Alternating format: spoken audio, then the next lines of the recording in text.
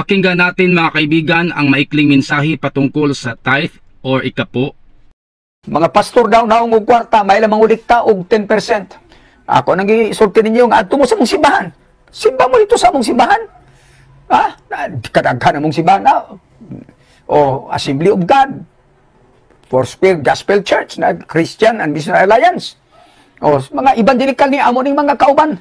Tanaw dito ang pastor ba nang ulikta. Ang mga membro mo ay naghato dito sa ilang ikapulo kay nakasabot sila nga dalha ang ikapulo dito sa balay tipiganan. Dito siyang templo. Wa mi magkuanoy, wa mi mangulikta. Lamlam patakar mo istorya. Kita magkagpastor dito to sa tubangan nga nagdawat sa ikapulo. Wala. Dili na mao.